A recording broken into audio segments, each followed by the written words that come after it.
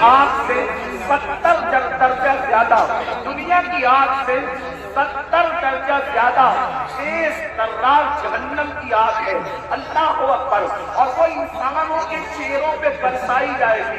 ایک مرتبہ کبھی بائک پر آپ تیز بارش میں بائک چلا کر دیکھنا، ہیلمٹ اگر آپ کے چہرے پہ نہ ہو تو آپ تیز بارش میں بائک چلا کے دیکھنا، آپ کو حیرت ہوگی میرے بھائیوں کہ میرا خود کا تجربہ ہمارے منہ پہ پڑتے ہیں تو ہم سے برداشت نہیں ہوتا۔ مسلمانوں ذرا سوچو، جب پانی کے ٹھنڈے ٹھنڈے قطرے ہمارے چہرے پر پڑتے ہیں تو ہم بائک روک دیتے ہیں۔ اللہ اکبر! ذرا سوچو تو صحیح، یہ کوئی کہانی نہیں، قصہ نہیں، یہ سچے نبی کا سچا فرمان۔ ذرا تصور تو کرو میرے بھائیوں، ذرا تصور تو کرو میری بہنوں، جو قوم اپنے چہرے پر پانی کے ٹھنڈے ٹھنڈے سکون دینے والے قطروں کی چوٹ برداشت نہ کر سکے، جب اس چہرے پر جہنم کی آگ برسے گی، اس وقت ان چہروں کا حال کیا ہوگا، اس وقت ان چہروں کی کیفیت کیا ہوگی۔ اللہ اکبر! اندازہ فرمائے، صحابہ کرام نے پوچھا یا رسول اللہ، جن کے چہروں پر جہنم کی آگ کی برسات ہوگی ان کا قصور کیا ہوگا، ان کا جرم کیا ہوگا؟ میرے آقا نے فرمایا، حدیث پاک کا مفہوم ہے، وہ سب کی بات مانتے ہوں گے لیکن اللہ رسول کی بات نہیں مانتے ہوں گے۔ اب ذرا اس کٹھیرے میں اپنے آپ کو کھڑے کر کے سوچو، کیا ہم وہ لوگ نہیں ہیں جو سب کی مانتے ہیں لیکن اللہ رسول کی بات نہیں مانتے؟ مسلمانوں، اگر ہم اللہ اس کے رسول کی بات مان رہے ہوتے تو آج مسجدیں ویران نہ ہوتی۔ اگر ہم اللہ رسول کی بات مان رہے ہوتے تو نوجوان لڑکوں کا لڑکیوں کے ساتھ ناجائز تعلقات کا چکر نہ ہوتا۔ بڑی معذرت کے ساتھ ہمیں یہ بات کرنے میں اچھا بھی نہیں لگتا لیکن مجبور ہے، کریں کیا؟ حالات کتنے بگڑ چکے ہیں۔ 80% نوجوان لڑکے اور لڑکیاں اس گناہ کے اندر گرفتار ہے، اس جرم کے اندر گرفتار ہے، اور پھر وہ اس کو گناہ بھی نہیں سمجھتے۔ لا الہ الا اللہ! سوچو تو صحیح، ایک تو گناہ ہے اور اس کو گناہ بھی نہیں سمجھا جاتا، بلکہ بات اور عرض کروں معذرت کے ساتھ، دیندار لوگ بھی اس چکر سے نہیں بچ پا رہے اللہ ماشاءاللہ۔ وہ بھی لوگوں کو دیکھ کر کے، سیریلیں اور فلمیں دیکھ کر کے داڑھی تو رکھ لی، ٹوپی تو پہن لی، اچھا کرتا تو پہن لیا، لیکن کوئی حسن سامنے سے ٹکرایا تو پھر دل قابو میں نہ رہا۔ یہ کیوں ہے بتائیں؟ دل میں حضور نہیں بسے، اس لیے دل کتوں کی طرح آوارہ پھر رہا ہے۔ اگر اس دل میں حضور بسے ہوتے، یاد رکھنا، جملے تلخ کو معاف کرنا، کچھ لوگوں کو مجھ سے شکایت ہے کہ کچھ جملے آپ کے بہت تلخ ہو جاتے ہیں، لیکن نشتر جو لگاتا ہے میرے عزیز، نشتر جو لگاتا ہے وہ دشمن نہیں ہوتا۔ اگر میں کوئی خطیب ہوتا، اگر میں کوئی خطیب ہوتا، اگر میں کوئی ادیب ہوتا، اگر کوئی محقق ہوتا تو میں جملے سجا کر کے بولتا، لیکن یہ میری تقریر نہیں، میری خطابت نہیں، یہ میرے دل کی آو فغاں ہے، اور آو فغاں سجا و سنوار کر کے نہیں نکلتی، بلکہ جب چوٹ لگتی ہے تو پھر انداز کچھ بھی ہو سکتا ہے۔ بتاؤ، رسول اللہ کے ساتھ یہی وفا کا طریقہ ہے، حضور کے ساتھ یہی محبت کا طریقہ ہے، سب کی بات مانتے ہو، حضور کی نہیں مانتے۔ اللہ اگر پولیس والے اعلان کر دیں 10 کے بعد مائک نہیں چلے گا، بولو مائک تم بند کرتے ہو کہ نہیں کرتے ہو؟ 10 کے بعد تم گھر سے نہیں نکلو گے، کرفیو لگ گیا، کوئی نکلتا ہے گھر کے باہر؟ حیرت ہے۔ اچھا کرتے ہو، پولیس کی بات سنتے ہو، مجھے اس پہ اعتراض نہیں، لیکن آپ سے پوچھتا ہوں، پولیس کی مانا اپنے نبی کی کب مانو گے؟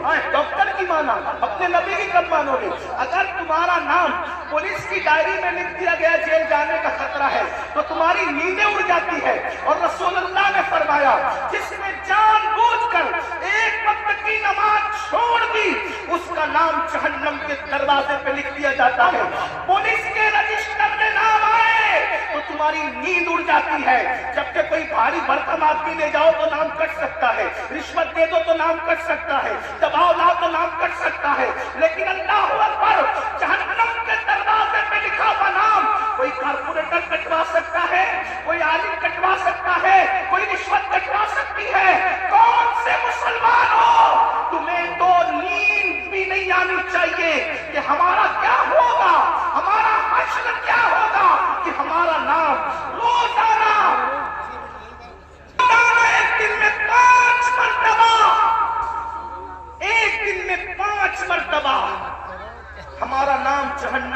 دروازے پہ لکھا جا رہا ہے، ہمارے بیٹوں کا نام جہنم کے دروازے پہ لکھا جا رہا ہے، ہماری بیٹیوں کا نام جہنم کے دروازے پہ لکھا جا رہا ہے۔ نیند کیسے آتی ہے؟ نیند کیسے آتی ہے؟ ہنستا ہے مسلمان، مولانا کا تو کام نہیں، مولانا کا کیا کام ہے؟ مولانا کی ذمہ داری ہے کیا بات حضرت حق پیش کرے، سچائی پیش کرے۔ اگر آج تم ہم لوگوں کی باتیں نہیں مانو گے، جب آنکھیں موت سے بند ہوگی تب تمہاری آنکھیں کھلے گی کہ تم کر کیا رہے تھے۔ اس وقت روگے، اس وقت روگے۔ حدیث پاک ہے مردے پہ زندہ جو روتے ہیں اس سے زیادہ مردہ روتا ہے۔ اس وقت مردہ روتا ہے، ہائے مجھے دنیا نے دھوکہ دیا، مجھے دنیا کے مال نے دھوکہ دیا، مجھے دنیا کے منال نے دھوکہ دیا، مگر اس وقت کا رونا کام نہیں آتا۔ فرشتے اس کو طنز کرتے ہیں ظالم، جب تجھے پکار پکار کر کہنے والے نصیحت کرتے تھے ہوش میں آ جا، سدھر جا، سنور جا، اس وقت تو نہیں سدھرتا تھا۔ ابھی تو گھمنڈ تھا مال پر، ابھی تو گھمنڈ تھا حال پر، ابھی تو گھمنڈ تھا لمبی کاروں پر۔ قرآن کہتا ہے لا تنس نصیبک من الدنیا، قرآن کہہ رہا ہے او مال و منال پر گھمنڈ اور غرور کر کے اللہ کو بھولنے والوں، دنیا سے اپنے نصیب کا مت بھولو، سوائے کفن کے اس دنیا سے تم کچھ ساتھ نہیں لے کر جاؤ گے۔ کفن بھی کفن، کفن بھی جسم پر اسی وقت رہے گا، اللہ راضی ہے تو، ورنہ وہ جہنم کی چادروں میں سے چادر بن جائے گا، آگ کی چادروں میں سے چادر بن جائے گا۔ دنیا کو دیکھتے دیکھتے تم کیوں آوارگی کر رہے ہو؟ ان کے یہاں مرنے کے بعد اٹھنے کا کوئی تصور نہیں ہے۔ جو قوم آوارگی کرتی ہے اس وقت یہاں مرنے کے بعد ہمیں آگ میں ڈال دیا گیا، قصہ ختم ہو گیا۔ ہمارے یہاں قصہ ختم نہیں ہوتا، پیدائش سے قصہ شروع نہیں ہوتا، موت کا قصہ ختم نہیں ہوتا، بلکہ ایک بات کہوں، ہمارے مذہب میں جو اللہ رسول کا وفادار بن جائے اس کے لیے دنیا جتنی خوبصورت ہے اس سے زیادہ خوبصورت اس کی قبر ہے، اور اس سے زیادہ خوبصورت میدان محشر ہے، اور اس سے زیادہ خوبصورت اس کی آخرت ہے۔ وجہ یہ ہے کہ دنیا میں اتنا لمبا سفر کرو تو صرف گنبد نظر آتا ہے، اور قبر میں جاؤ تو گنبد والے محمد رسول اللہ کا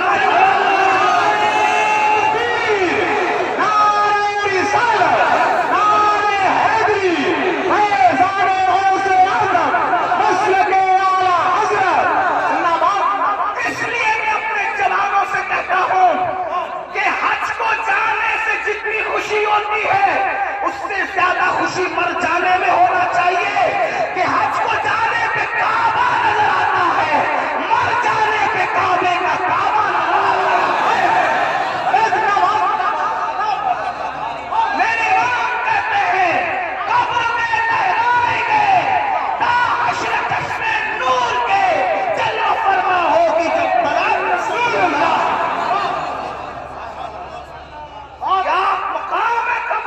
لیکن کس کے لیے؟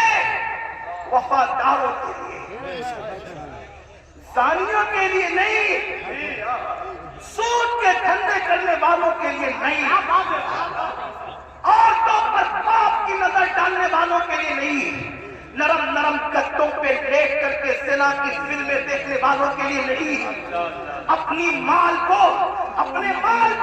حرام کاموں پہ خرچ کرنے والوں کے لیے نہیں، اپنے مال سے کسی پہ ظلم کرنے والوں کے لیے نہیں، اپنے مال سے فرعون اور فرعونیت جیسے دعوے کرنے والوں کے لیے نہیں، اپنے مال کے غرور میں مسجدوں کو ویران کرنے والوں کے لیے نہیں، علماء کا مذاق اڑانے والوں کے لیے نہیں، علماء کو حقیر جاننے والوں کے لیے نہیں، دین کا مذاق اڑانے والوں کے لیے نہیں۔ جو نبی کا وفادار ہے اس کی قبر جنت کے باغوں میں سے بات ہے۔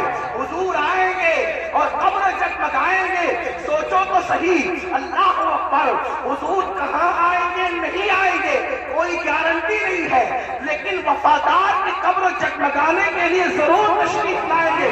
کتنی خوبصورت مومن کی موت، میرے امام کہتے ہیں جان تو جاتے ہی جائے گی قیامت یہ ہے، اب یہاں مرنے پہ ٹھہرا ہے، نظارہ تیرا وہاں یہ کر رہا تھا، ان کے چہروں پر آگ کی برسات ہوگی جو سب کی سنتے تھے، اللہ رسول کی نہیں سنتے تھے۔ بتاؤ مسجدیں آباد کرنے کا حکم کس کا ہے؟ اللہ اس کے رسول کا حکم ہے۔ سود سے حرام سے بچنے کا حکم کس کا ہے؟ اللہ رسول کا ہے۔ آج سود کتنی تیزی سے بڑھ رہا ہے، بیاج کتنی تیزی سے مسلمانوں میں بڑھ رہا ہے، بڑی معذرت کے ساتھ اتنا لے لو اتنا بھرتے رہو، اتنا لے لو اتنا ہفتے دیتے رہو۔ مسلمانوں یاد رکھنا، مال ہی سب کچھ ہے، دولت ہی سب کچھ ہے۔ سوچو تو صحیح، حلال کمانے والے دنیا سے گئے، ساتھ میں کیا لے کر گئے؟ عبد الرحمن ابن عوف، سیدنا عبد الرحمن ابن عوف صحابی رسول ہے، اور کوئی معمولی صحابی نہیں، عشرہ مبشرہ میں سے، اور وہ صحابی ہے جن کے پیچھے کھڑے ہو کر رسول اللہ نے نماز ادا فرمائی۔ چند خوش نصیب اصحاب وہ ہیں، چند خوش نصیب اصحاب وہ ہیں جن کو یہ شرف حاصل ہے کہ وہ نماز پڑھا رہے تھے تو ان کی امامت کی تائید میں حضور ان کے پیچھے کھڑے ہو گئے ہیں۔ وہ ان میں سے عبد الرحمن ابن عوف ہے۔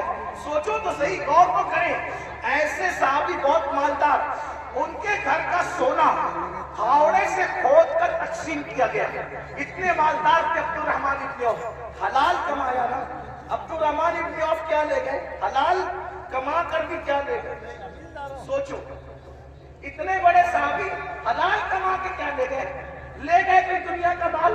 تو جو حلال کمائے وہ ساتھ نہیں لے جاتا، تو جو تم حرام کما رہے ہو کیا ساتھ لے جاؤ؟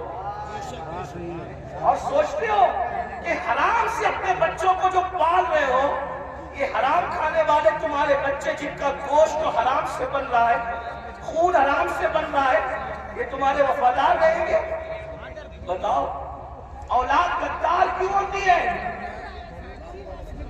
آج بڑی سے بڑی اسکول میں پڑھا رہے ہو پھر بھی اولاد غدار ہے، بڑے بڑے شہروں میں بڑے بڑے کالجز میں بیٹھتے ہو پھر بھی اولاد غدار ہے۔ کیوں؟ اس لیے کہ تعلیم تو اچھی ہے لیکن جو حرام کا خون اور حرام کا گوشت ہے وہ وفادار بننے نہیں دیتا کسی کو۔ پہلے اتنی بڑی بڑی اسکولیں نہیں تھی، اتنے بڑے بڑے کالجز نہیں تھے، لیکن اولاد ماں باپ کی وفادار ہوتی تھی، ملک اور ملت کی وفادار ہوتی تھی۔ بھئی اولاد کی وفاداری غذا کی بنیاد پہ ہوتی ہے، کالجز اور عمارتوں کی بنیاد پہ نہیں ہوتی، کالجز اور عمارتوں کی بنیاد پہ نہیں ہوتی ہے۔ واقعہ سنیں، بہنیں بھی موجود ہیں، ان کی توجہ چاہتا ہوں۔ آپ نے سن رکھا ہوگا حضرت ٹیپو سلطان، بڑا مشہور نام ہے ہندوستان میں، یہی تو اپنی پہچان ہے، ہم جیسے بہادر، ہمارے جیسا کوئی بہادر نہیں۔ وجہ جن کی عقلوں پہ پتھر، جن کے مذہب میں پتھر، جن کے عقیدے میں پتھر، وہ کیا بہادر ہو سکتے ہیں؟ بہادر تو وہ قوم ہے جس کے پاس قرآن ہے، جس کے پاس زندہ رحمان کا عقیدہ ہے، جس کے پاس، ارے ہمیں ہم سے زیادہ بہادر بھی کوئی ہوا ہے؟ ہمارا نبی اتنا طاقتور ہے کہ زمین پہ کھڑے رہ کر اشارہ کرے تو چاند ٹکڑے ہو جائیں۔ بڑے سے بڑا بہادر کاغذ کو اشارے سے ٹکڑے نہیں کر سکا، اشارے سے تو کاغذ کے ٹکڑے نہیں ہوتا۔ اپنے نبی کی طاقت کا اندازہ لگاؤ، ان کے اشارے سے چاند ٹکڑے ہو گیا۔ طاقت ہمارے یہاں ہے، قوت ہمارے یہاں ہے، اور پھر ہمارے یہاں صدیق اکبر جیسا بہادر، فاروق اعظم جیسا بہادر، عثمان غنی جیسا بہادر، علی کے مرتضیٰ فاتح خیبر جیسا بہادر، کہ کبھی زنجیر ہلتی ہے کبھی در کانپ جاتا ہے، علی کا نام سن کر اپنی ایوبی جیسا بہادر ہمارے اندر ہے، طارق بن زیاد جیسا بہادر ہمارے اندر ہے، نور الدین سنگی جیسا بہادر ہمارے اندر ہے۔ یہ بہادروں کی ایک فہرست ہے ہمارے پاس۔ تو ٹیپو سلطان بھی بڑا بہادر، جب تک سلطان زندہ تھے انگریزوں کی ہمت نہیں ہوئی کہ کہہ سکے کہ بھارت ہندوستان ہمارا ہے۔ جب سلطان کی شہادت ہوئی تب ان کو ہمت ہوئی کہ آج سے ہندوستان ہمارا ہے۔ آپ کیا سمجھتے ہیں؟ یہ بات بھی بتا دوں، بہادری کب آتی ہے اور بزدلی کب آتی ہے؟ عشق رسول انسان کو بہادر کرتا ہے اور گناہ انسان کو بزدل کرتا ہے۔ جب تک مسلمان عاشق رسول تھے، سچے بہادر تھے،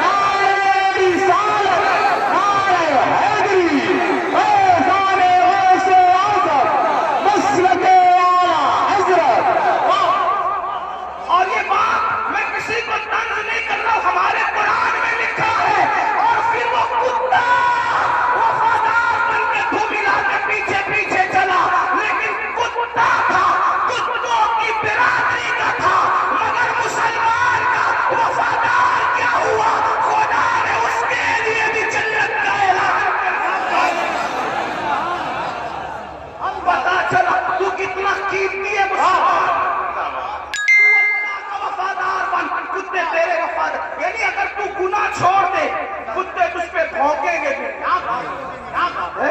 کتے نہیں بھونکیں گے تجھ پہ اگر تو سارا مسئلہ گناہ کا ہے. ہنسنے کی بات نہیں, گناہ چھوڑو پھر دیکھو زمین تمہاری فرما بردار ہوگی. بات دور نکل گئی. عرض کر رہا تھا ایک ایسا وفادار تھا ملک ملت کا جسے فخر ہے ملک کو ملت کو, اس کو دنیا ٹیپو فتح علی کہتی ہے جسے ہم ٹیپو سلطان کہتے ہیں. بڑا بہادر تھا جب تک کہ وہ رہا. حکمت نہ تھی بزدلوں کی کہہ سکے کہ ہمارا ہے ہندوستان. اسے شہید کر دیا گیا. اس کے بعد کہا ہمارا ہے ہندوستان. تو ایک بات جو کہنے چلا تھا یہ کہ حلال سے وفا پیدا ہوتی ہے, ماں باپ کی, حرام سے نہیں. مہرے سن لے اللہ اکبر. انگریزوں نے ٹیپو فتح علی سلطان سے کہا ڈیل کرنی ہے کسی معتمد کو بھیجو بات کریں گے. سلطان کو لگا میرے بھائی سے بڑھ کر میرا معتمد کون ہو سکتا ہے. سلطان نے اپنے چھوٹے بھائی کو بھیجا, جاؤ انگریزوں سے بات کر کے آؤ, انگریزوں سے گفتگو کر کے آؤ, معاملات طے کر کے آؤ. بہنوں کی خاص توجہ. اللہ اکبر. چھوٹا بھائی گیا. جانے کے بعد دیر ہو گئی تو قریبی نبیوں نے, قریبی دوستوں نے سلطان کے کان میں کچھ بات کہی. سلطان کھڑے ہوئے غصے میں آئے, حالت غصے میں ٹہلنے لگے. اور دیر ہوئی, ٹہلتے ٹہلتے ماں کے کمرے میں جا گھسے. ماں نے کہا میرے لال کوئی پریشانی ہے. ماں سے کہا ماں تمہارے بیٹے نے میری ناک کو خاک میں ملا دیا. ماں تمہارے بیٹے نے میری ناک کو خاک میں ملا دیا. میرے دوست کہتے ہیں معتمد سمجھ کر بھائی کو انگریزوں سے ہاتھ ملا گیا. ماں بیٹھی تھی کھڑی ہو گئی. ماں ہوتی ہے, ماں ہوتی ہے. میں قوم کی ان بیٹیوں سے کہنا چاہتا ہوں اللہ اکبر. عورتیں لال قلعہ نہیں بنا سکتی لیکن لال قلعہ بنانے والا سپوت کسی عورت کا ہی پروردہ ہوا کرتا ہے. عورتیں فاتح بدر و حنین نہیں ہو سکتی لیکن فاتح بدر و حنین کسی عورت ہی کا تیار کرتا ہوتا ہے. اللہ اکبر. عورت فاتح خیبر نہیں ہوتی لیکن فاتح خیبر کو جنم دینے والی کوئی عورت ہی ہوا کرتی ہے. تو عورت نے بڑے بڑے انقلابیوں کو پیدا کیا. اگر عورت سچی ہے, دیندار ہے, عاشق رسول ہے, اللہ رسول کی وفادار ہے, اللہ اکبر, ماں ہوتی ہے. سلطان ٹیپو فتح علی کے جملے لشکر کی طرح ماں کے دل میں چپ گئے. ماں اٹھ کے کھڑی ہوئی, کہا سلطان تیرے منہ میں زبان روک اور گستاخی کی جرات نہ کرنا. تو نے کہہ کیسے دیا کہ میرا بیٹا ملک ملت کا غدار ہے. سن لے, نہ تو غدار ہو سکتا ہے نہ وہ غدار ہو سکتا ہے. تاخیر کسی وجہ سے ہو رہی ہوگی, میرے دودھ کی وفا پر سوالیہ نشان کھڑا مت کر. میرا کوئی بیٹا ملک ملت کا غدار نہیں ہو سکتا. تھوڑی دیر گزری تھی کہ بھائی آیا اور بہت خوشخبری لے کر آیا. سلطان جب سارے معاملات نپٹ گئے تو ماں کے قدم پکڑ کر معافی کے طلبگار ہونے کے بعد کہا امی میں جیسا مرد متزلزل ہو گیا بہادر, تمہیں اتنا یقین کیسے تھا ماں کہ تیرا بیٹا غدار نہیں ہو سکتا وفادار ہوگا. تب ماں نے کہا بیٹا مجھے اپنے آپ پر نہیں رسول اللہ کی نسبت پر یقین ہے. جب میں نے تجھے اور تیرے بھائی کو دودھ پلایا تو کبھی بغیر وضو دودھ نہیں پلایا. ہمیشہ میں نے باوضو مدینے کے تاجدار پر درود پڑھتے ہوئے دودھ پلایا ہے. یہ وضو اور درود کی برکت ہے کہ میری کوئی اولاد ملک ملت کی کبھی غدار نہیں ہو سکتی. سود کا پیسہ کما کر بچوں کو حرام کھلا کر چاہتے ہو تمہارا بیٹا فتح علی بنے. یاد رکھنا یہ بہنیں ہیں, سیریل دیکھتے ہوئے بچے کو دودھ پلائے گی, سینا کے مناظر دیکھتے ہوئے دودھ پلائے گی, گندے گانے سنتے ہوئے ان کی گود میں سلاوتی میں جو بھی پیدا ہوگا ہرگز نہیں. ڈاکو, لٹیرے, بے غیرت, بے حیا جتنی گندگی کے ٹائٹل ہے تمہاری کوکھ سے جنم لیں گے. کیوں اس لیے کہ تمہاری گود میں مریم کا تقدس نہیں ہے۔ کم آخرت کا خیال رکھو، بات سمیٹتے ہوئے عرض کرو، آپ دیکھیں تو صحیح، اندازہ تو کریں، 8 دن سے مسلمانوں کی جو شریف اور دل میں درد رکھنے والا مسلمان ہے، ان کی آنکھوں سے آنسو نہیں خشک ہو رہے۔ علماء قنوت نازلہ پڑھنے کی گزارشات کر رہے ہیں۔ قبلہ اول بیت المقدس کا کیا حال ہے؟ فلسطین کی سرزمین پر مسلمانوں کی خودشیں، ہم سے زیادہ انٹرنیٹ کا استعمال آپ کرتے، ہم سے زیادہ یوٹیوب فیس بک استعمال آپ کرتے۔ دیکھو ان کے گھروں کا حال، غور کرو، سوچو، توجہ کرو۔ نہیں دیکھی وہ کلپیں؟ ایک ماں کے 2 بچے، دونوں شہید ہو گئے، اس کی گود اجڑ گئی۔ میں یہاں جو مائیں اور بہنیں موجود ہیں ان سے کہنا چاہتا ہوں، کسی ماں کی گود کا درد ایک عورت سے زیادہ کون محسوس کر سکتا ہے؟ لیکن ہم کیا کر رہے ہیں پتہ ہے؟ ہم اتنا بڑا کارنامہ انجام دے رہے ہیں اس میں، فلسطین کے مسلمانوں کے اس میں، یہ جو ویڈیو اور جو کلپیں اور فوٹوز آ رہے ہیں، بس ایک دوسرے کو گروپ میں شیئر کر رہے ہیں، دیکھو یہ ہو رہا ہے، یہ ہو رہا ہے۔ ان کے لیے کیا کیا؟ ان کے دکھ میں کہاں شریک ہو تم؟ بتاؤ۔ اللہ کے رسول صلی اللہ علیہ وسلم نے فرمایا، مومن ایک جسم کی طرح ہوتا ہے، جسم کے کسی بھی حصے کو تکلیف پہنچے پورا جسم تڑپے گا۔ آنکھ میں اگر کچرا چلا جائے آنکھ روئے گی، دماغ مشورہ دے گا، ہاتھ حرکت کرے گا، پلان بنے گا، کچرا نکالا جائے گا۔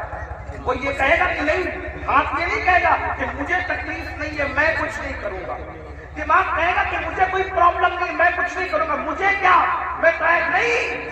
جب تک جسم میں جان ہے کوئی پوچھ لو، پیر درد کر رہا ہے، آنکھ رو رہی ہے، دل دھڑک رہا ہے، حالانکہ آنکھ اور پیر میں کتنا فاصلہ ہے، ہاتھ بے چین ہو رہا ہے، دل کی دھڑکنیں تیز ہو رہی ہے، جب تک جسم میں جان ہے۔ لیکن جان نکل گئی پھر اس کو مارو کٹو کچھ بھی کرو، کوئی تکلیف ہوگی کوئی درد ہوگا نہیں ہوگا۔ تو جب تک مسلمانوں میں ایمان ہے کسی بھی مسلمان کو دنیا کے خطے میں تکلیف پہنچے گی وہ تڑپے گا، وہ بے چین ہوگا، وہ دل بلائے گا، وہ بلکے گا۔ آپ سے پوچھتا ہوں کیا دکھ میں شریک ہوئے؟ ہاتھ مت اٹھانا لیکن اپنے آپ میں ڈوب کر سوچو کتنے مسلمان ہیں جنہوں نے فلسطینی مسلمانوں کے لیے اللہ کی بارگاہ میں رو رو کر دعا۔ جو قوم اتنی خود غرض ہو کہ وہ اپنے پڑوس میں رہنے والے بھائی کے دکھ پر نہیں روتا، وہ فلسطینیوں کے دکھ پہ کیا ہوگا؟ ان سے کوئی تمہارا رشتہ نہیں ہے؟ جن کی گود خالی ہو گئی، جن کے گھر ویران ہو گئے، آبادیاں قبرستانوں میں تبدیل ہو گئی، سوچو ان کے گھر کی چھت بھی ختم ہے، وہ بغیر چھت کے زندگی گزارے، جوان عورتیں بیوہ ہو گئی، لاشیں اتنی لاشیں ہیں کہ پہچان نہیں ہو رہی ہے، دفن کرنے کے لیے جگہ کا معاملہ، کفن کا معاملہ۔ ایک لیڈیز کی کہ ہمارے چھوٹے چھوٹے فلسطینی بچے اب اپنے ہاتھوں پر نام لکھ رہے ہیں، اور اپنے ہاتھوں پر اس لیے نام لکھ رہے ہیں کہ ان کو ایسا لگتا ہے پتہ نہیں ظالم اسرائیل کی طرف سے کب بم برس جائے اور ہم مر جائیں تو نام ہاتھ پہ لکھتے تاکہ ہمارے گھر والے اس نام کی وجہ سے ہمیں پہچان سکیں۔ کوئی تعلق نہیں ان سے آپ کا۔ آج بھی مسلمان مسجد کو ویران کرتا رہے گا۔ آج بھی زنا کی فلم دیکھو گے تم، آج بھی چہرے سے داڑھی ملا کر گٹر میں پھینکو گے تم، برا مت ماننا۔ وہ جس بہن کے دونوں بچے اس کی گود میں شہید ہو گئے، اگر اس بہن کی بجائے آپ کی بہن ہوتی تو بھی آج آپ ایسے ہی گناہ کرتے۔ ان کی چھتیں جو برباد ہو گئی، اللہ نہ کرے اللہ تمہیں وہ دودھ کبھی نہ دکھائے، فقیر کی دعا، اگر ان کی جگہ تمہارے بھی چھتیں ختم ہو جاتی تو تم ایسے ہی بھیگا مستی کرتے، ایسے ہی عیش عشرت کرتے، کوئی تعلق نہیں ان سے، رشتہ بس اتنا ہی کہ وہ کلی پہ بات بانٹتے پھرو گروپ پر۔ ارے کم سے کم یہ تو سوچا ہوتا کہ ہزاروں کلومیٹر دور ہم ہیں، ان کی کوئی مدد نہیں کر سکتے، میں تو پورے ہندوستان میں لوگوں کو، نوجوانوں کو کہہ رہا ہوں، جنگ فلسطین میں ہو رہی ہے، اس جنگ کو لے کر ہندوستان کا ماحول خراب کرنے کی کوئی کوشش نہ کرے. اپنے ملک میں امن رکھو. روڈ پہ نکل کر غلط نعرہ نہیں لگانا، حالات خراب نہیں ہونا چاہیے. کیا مدد کر سکتے ہو؟ آسان طریقہ. 1450 سال پہلے رسول اللہ نے ہتھیار دیا. الدعاء سلاح المومن، دعا مومن کا ہتھیار ہے. روڈ پہ نکلنے کی بجائے 5 وقت مسجد کو پڑھ دو اور ہر مسلمان گڑگڑا کر فلسطینیوں کی مدد کے لیے اللہ سے دعا کرے، بیت المقدس کی حفاظت کے لیے دعا کرے اور ظالموں کی بربادی کے لیے دعا کرے. ہتھیاروں میں جتنی طاقت نہیں ہے اس سے زیادہ طاقت اللہ نے مسلمانوں کی دعا میں رکھی ہے. انشاءاللہ تم گڑگڑاؤ گے، خدا سے توبہ کرو گے، دعا کرو گے، انشاءاللہ فلسطینیوں پر اللہ کی مدد نازل ہوگی، بیت المقدس کی حفاظت ہوگی، ظالم کیفر اقتدار تک پہنچے گا. لیکن بڑی معذرت کے ساتھ نہیں آتے ہو نا، مسجد کی طرف نہیں آتے ہو، سب طرف جانا چاہتے ہو، مسجد کی طرف نہیں آتے ہو. پھر کہتا ہوں کتے سے سیکھ لیا ہوتا. جب کوئی کتے کو ڈنڈا مارتا ہے تو کتا چلاتے ہوئے کسی اور کے دروازے پہ نہیں جاتا، کتا چلاتے ہوئے اپنے مالک کے دروازے پہ آتا ہے. کتے کو پتا ہے کوئی مار رہا ہے، اگر مار سے مجھے کوئی بچا سکتا ہے تو میرا مالک ہی بچا سکتا ہے. مسلمانوں، دنیا تمہیں اتنا پیٹ رہی ہے، دنیا تمہیں اتنا لوٹ رہی ہے، کتا پیٹنے کے بعد مالک کی چوکھٹ پہ آ جاتا ہے. تم انسان ہو کر کب آؤ گے مالک کے دروازے پر؟ اللہ کے دروازے پہ کب آؤ گے؟ یاد رکھنا، کل بھی اپنے مسائل کا حل اللہ کی چوکھٹ پہ تھا، خدا کے در پہ تھا. آج بھی اپنے مسائل کا حل اللہ کی بارگاہ میں ہے. پلٹ آؤ اللہ کی طرف. کہیں پناہ نہیں ملے گی، پناہ ملے گی تو اسی کی بارگاہ میں ملے گی. رجوع ہو جاؤ اس کی طرف. گناہ کر کے نہ کسی کو عزت ملی ہے نہ آپ کو عزت مل سکتی ہے. مجھے پتا ہے ان ہزاروں جوانوں میں کچھ ایسے سعادت مند چہرے مجھے نظر آ رہے ہیں جن کے دلوں میں واقعی امت کا درد ہے، قوم کا درد ہے. وہ پلٹیں گے، وہ توبہ کریں گے، وہ نادم ہوں گے. ہاں میری قوم کے جوانوں، ضرور یاد رکھو، ہر دروازے پہ جا کر کے اگر انسان جرم کا اعتراف کرتا ہے، دنیا کی عدالتوں کا دستور ہے جہاں پر جرم کو قبول کر لو تو عدالتیں سزا سناتی ہے.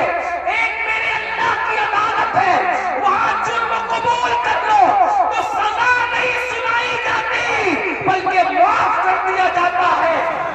دستور ہے کہ اگر جرم قبول کر لو تو لوگ ذلیل کرتے ہیں. یہ میرے اللہ کی شان ہے. جرم قبول کر لو تو یہی پتر کا خوبصورت تمغہ گلے میں ڈال دیا جاتا ہے اور محبوب بنا لیا جاتا ہے. تو آؤ نا میرے بھائی کو، اللہ سے دور کیوں ہو؟ وہ اللہ جس کا فرمان ہے کوئی میری طرف چل کے آتا ہے تو میری رحمت اس کی طرف دوڑ کر جاتی ہے. یاد رکھنا، لڑکا لڑکی کے ناجائز تعلقات میں کوئی لطف نہیں ہے، یہ دوائی ہے. آؤ اللہ سے تعلق جوڑیں، آؤ اس کے قریب ہو جائیں. میں نے تو یہ بزرگوں سے سنا بھی اور محسوس بھی کیا، سب سے تعلق جوڑنا مشکل ہے. توجہ ہے؟ رضا نگر رامپور والوں توجہ ہے، گرتا نواز سے آنے والا، سب سے تعلقات بنانا مشکل ہے. سب سے آسان اگر کسی سے تعلق بنانا ہے تو اللہ سے. جلدی ناراض نہیں ہوتا، توجہ، جلدی ناراض نہیں ہوتا، جلدی راضی ہوتا. رب کو منانا بہت آسان ہے، لیکن یہ میری قوم کی وفاداریوں کا ماتم کون کرے؟ سب کو منانا چاہتے ہیں، رب کو نہیں منانا چاہتے. چپ ہے، وہ بچے ناراض نہیں ہوتے. بچے کہے بیٹا ابا کھلونا لے کر آنا، بھول گئے تو کہتے بیٹا سوری بیٹا نہیں لا سکا، بھول گیا نا، کل لائیں گے. اس سنڈے نہیں لے کر کے چلے تفریح کے لیے. ہم بھی 50 بار سوری بول چکے اپنے بچوں کو، اس لیے کہہ رہا ہوں. ہاں لیکن آپ سے پوچھتا ہوں، اپنے چھوٹے چھوٹے بچوں کو منانے کی فکر ہے، وہ یار وہ رب. آپ ذرا غور کرو، اس کی نعمت دیکھو. چلے بات میں ختم کرنے لگا تھا، لیکن ایک بات بہت سوچنے کی ہے. اس کی نعمتوں پہ غور کرو.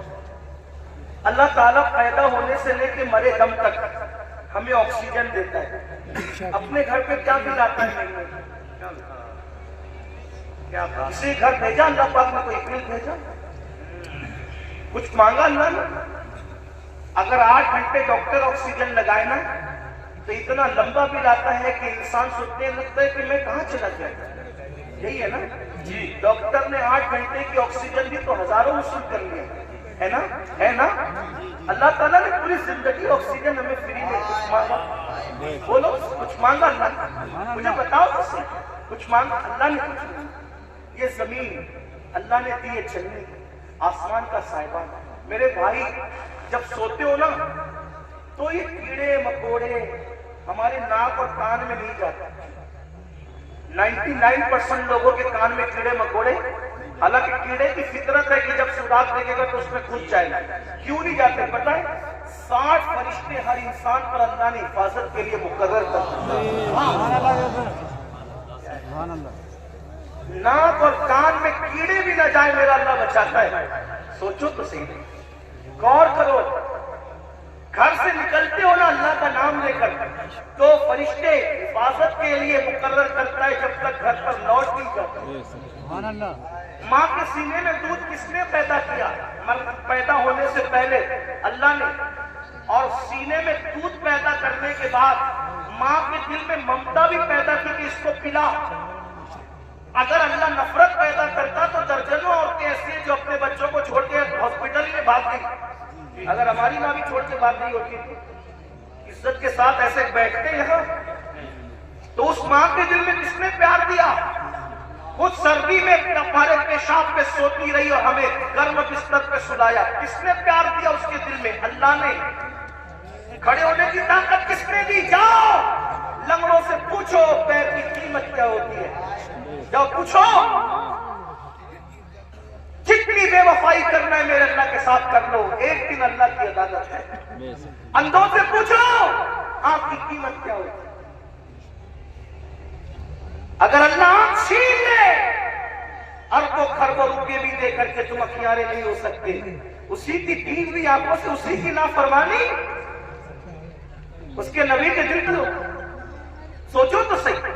جا کر کے پوچھو زبان کی قیمت کیا ہوتی ہے جس کی آواز نہیں نکلتی، جس کو منہ نہیں ہے. اتنی ساری نعمتیں لے کر بیٹھے ہو پھر اس سے بے وفائی. اقبال نے کہا تھا بتوں کو تجھ سے امید، بتوں سے تجھ کو امیدیں، خدا سے نامیدی. مجھے بتا تو صحیح اور کافری کیا ہے؟ کفر کس چیز کا نام ہے؟ کہتے ہو اللہ نے ہمیں دیا کیا؟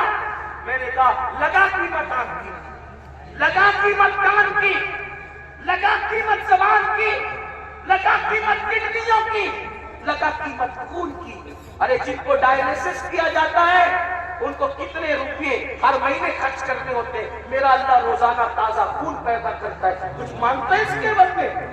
کچھ نہیں مانگتا. پھر بھی اس سے بے وفائی. کب تک ادھر ادھر بھٹکتے رہو گے؟ موت ہے. کب تک اس سے جفا کرو گے؟ موت ہے. کب تک اس کو ناراض کرو گے؟ موت ہے. میرے بھائیوں اتنا سوچو، دنیا میں اتنا دیا ہے، آخرت میں کتنا دے گا؟ وفادار تو بن کے دیکھ، وفادار تو بن کے دیکھ. سب کے لیے روئے ہونا، کبھی میرے اللہ کے لیے بھی رو کے دیکھ. سب سے دوستی کا ہاتھ بڑھایا نا، کبھی اس کے بھی دوستی کا ہاتھ اس سے بھی بڑھا کے دیکھو. کبھی ادھر بھی قریب آ کر دیکھو. میں پورے یقین سے کہہ رہا ہوں جس دن تم اس کے ہو جاؤ گے تمہیں کسی کی دعا کی ضرورت بھی نہیں پڑے گی. تم خود جس کے سر پہ ہاتھ رکھ دو گے اس کی قسمت بدل جائے گی. جس کے گھر میں تم جا کے بیٹھ جاؤ گے برکتوں کا نزول ہوگا. اس کے ہو کے دیکھو. آسان ہے اس کا بننا. گناہ سے نکلو، توبہ کرو، اللہ کو مناؤ، اللہ کو گر گڑاؤ، اللہ کی بارگاہ میں گر گڑاؤ، آہو دعا کرو. سب کے لیے رو چکے اس کے لیے رو کے دیکھو کتنا سکون ملتا ہے. سب کے پاس گر گڑا چکے اس کے پاس گر گڑا کے دیکھو کتنا قرار ملتا ہے. سب کے یہاں عرضیاں لگا چکے اس کی بارگاہ میں عرضیاں لگا کر کے دیکھو. آخری جو بات کہنی سنیں. ایک بہت خوبصورت جوان تھے، حضور علیہ السلام ان سے پیار کرتے تھے کیونکہ جوانی میں وہ سردار بن گئے تھے. سردار کس کے؟ قبیلے کے سردار بن گئے تھے. اس خوبصورت جوان کا نام حدیث میں دہیہ کلبی آتا ہے. بنو کلب کے سردار میں دہیہ نام کا دہیہ کلبی. حضور کی تمنا تھی یہ جوان سدھر جائے. یہ جوان، حضور جوانوں سے بہت پیار کرتے تھے اور جوانوں کے سدھرنے پہ حضور کو بڑی خوشی ہوتی تھی. اور حضور علیہ السلام جن جوانوں کے پیچھے قوم ہوتی تھی ان جوانوں کے لیے بہت دعائیں بھی کرتے تھے، اس لیے کہ جوان ہوتا ہے. حضور کی خاص توجہ جوانوں کی طرف تھی. دیکھو حضور علیہ السلام کے صحابہ حضور کے پردہ فرمانے کے تقریباً آدھی صدی تک کے لوگوں کی رہنمائی کرتے رہے، بلکہ 16 صدی تک. تو جو لوگ سب جوان تھے تبھی تو نا سعد بن ابی وقاص اس وقت تو جنگ میں شریک ہوئے جب ان کے چہرے پہ داڑھی بھی نہیں نکلی تھی. مولا علی 9 سال یا 8 سال کی عمر کے تھے جب آپ نے کلمہ پڑھا. حضرت سیدنا فاروق اعظم سے جائے گا تو بوڑھا تو شرم کے مارے مسجد آ گئی ہے کہ وہ سدھر گیا، اب میرے پیر قبر میں لٹکنے میں گھر میں کیسے بیٹھوں. اس نے تو سدھر نہیں ہے، لیکن جوان باپ کو جب بچہ مسجد جاتے دیکھے گا تو بچہ باپ کی انگلی پکڑ کر خود ہی جائے گا. تو ایک جوان سدھار دو، گھر کے دو خود ہی سدھر جائیں گے. اس لیے اقبال نے بھی جوان کو ٹارگٹ کیا، کہتے نہیں تیرا نشیمن قصر سلطانی کے گنبد پر، نہیں تیرا نشیمن قصر سلطانی کے گنبد پر، تو شاہی ہے بسیرا کر پہاڑوں کی چٹانوں میں. اور عقابی روح جب بیدار ہوتی ہے جوانوں میں نظر آتی ہے ان کو اپنی منزل آسمانوں میں. چھوڑ دو گناہ، اگر جوانی میں گناہ چھوڑ دو گے اللہ کے محبوب بن جاؤ گے، اللہ کے مقبول بن جاؤ گے. جوانی میں گناہ چھوڑ دو گے توبہ کرو گے جنت میں رسول اللہ کا پڑوس نصیب ہوگا. اگر جوانی میں گناہ چھوڑ دو گے اللہ بڑھاپا عزت سے بھرپور کر دے گا. جو لوگ جوانی میں گناہ چھوڑتے ہیں اللہ انہیں عزت والا بڑھاپا عطا کرتا ہے، وقار والا بڑھاپا عطا کرتا ہے. تو یاد رکھیے. اور پھر یہ سب کے سب جوان، مجھے بہت خوشی ہوتی ہے کاش کہ یہ جوان، میں آپ کو یہ نہیں دیکھیے مشورہ دیتا ہوں علماء کرام، اگر میں غلطی کروں تو میری اصلاح کریں. میں وہ لباس بدلنے کے لیے نہیں کہہ رہا ہوں. آپ کوئی لباس پہنیے شریعت کی حد میں رہ کر، توجہ، شریعت کی حد میں رہ کر آپ کوئی لباس پہنیں. آپ کو میں دل بدلنے کے لیے کہتا ہوں، کردار بدلنے کے لیے کہتا ہوں. ہمارے لباس جبے کبے کرتے کی وہ اہمیت نہیں ہے جو خشیت ربانی کی ہے. لباس کوئی ہو، دل خوف اور خشیت والا، سر پہ امامہ ہو یا نہ ہو لیکن کردار متاثر کرنے والا. کھانے سے پہلے آپ کی طبیعت میں نمک چکھنے اور نہ چکھنے کی طرف دلچسپی ہو یا نہ ہو. میں سنت کو حقیر نہیں سمجھ رہا واللہ کبھی نہیں، لیکن آپ سے کہہ رہا ہوں آپ کی طبیعت میں کھانے سے پہلے نمک چکھنے پہ دلچسپی ہو یا نہ ہو لیکن عشق رسول کی لذت کی طرف آپ کی دلچسپی ضرور ہونا چاہیے. اہمیت اس طرف ہے چہرے سنوارنے کی بجائے کردار سنوارو. اپنے سروں کی ٹوپیاں خوبصورت کرنے کی بجائے اپنے کردار کو خوبصورت کرو. اگر کوئی 2 گھنٹہ بس میں تمہارے بازو میں سفر کر لے تو کتنا بھی کٹر متعصب ہو اس کی فکر بدل جانا چاہیے. اور جب وہ کسی اپنے سے ملے تو کہتے ملے میں بھی کسی مسلمان کے ساتھ سفر کر چکا ہوں. لوگ کہتے ہیں مسلمان ایسے نہیں ہوتے بلکہ مسلمان تو ایسے ہوتا.